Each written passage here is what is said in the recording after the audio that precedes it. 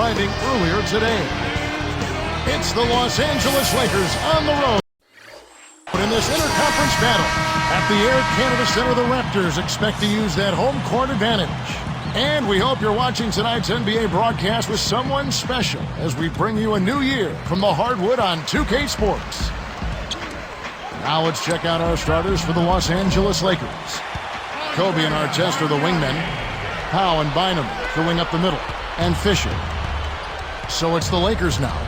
Well, most of the Eastern Conference teams struggled against the West, and the Raptors were no different. Yeah, Kevin, they're only 11-19 in interconference matchups, and certainly that hurt them. That's a record that you want to try to get around 500 or better. Let's swing it over to Doris Burke. Hey, Kevin, Kobe Bryant passed 25,000 points scored last season. He said, scoring, that's what I do best. Steve Nash is a great passer. I'm a scorer. It's what I do. And guys, even with a game as well-rounded as Kobe, it's true. His scoring ability is still transcendent. He's something else, Doris. Thanks. Here's Bynum. And he slams it home. Here's the replay on the Sprite Slam Cam. So powerful going up to the rim. You just have to step back and admire it. You know, he can go around you or over you, whichever way he wants. And there's the bucket, good for two.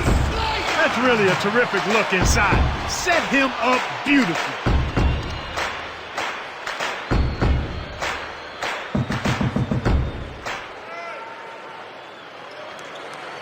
Here's Fisher. He's guarded by Calderon. Wasn't careful with his position. He gets nailed with the backcourt violation.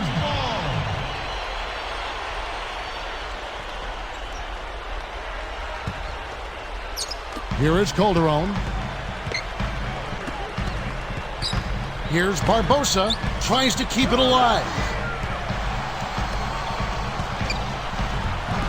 Nails it from close range. Barbosa's got his first 2 points.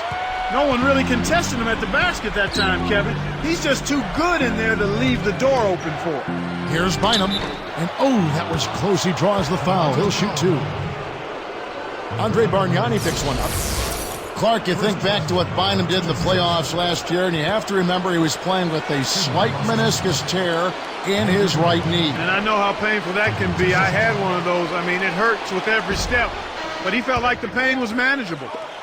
Jarrett Jack has checked in for the Raptors. The Lakers also making some changes. Blake's checked in. He's off on the second. Interesting note about Andrew Bynum. He's the youngest player ever drafted into the NBA at 17 years of age. But a guy who's really played well for the Lakers. Yeah, he has. He could be a dominant force down the road. And as long as the present 1 year of college rule stays in place, I think he'll retain that distinction, Kevin. Let's find out what Doris Burke has for us. Well, guys, I had a chance to talk with head coach Jay Triano. He said there's an element to their opponent that can't be overlooked, and it's the presence of Pau Gasol in the low post.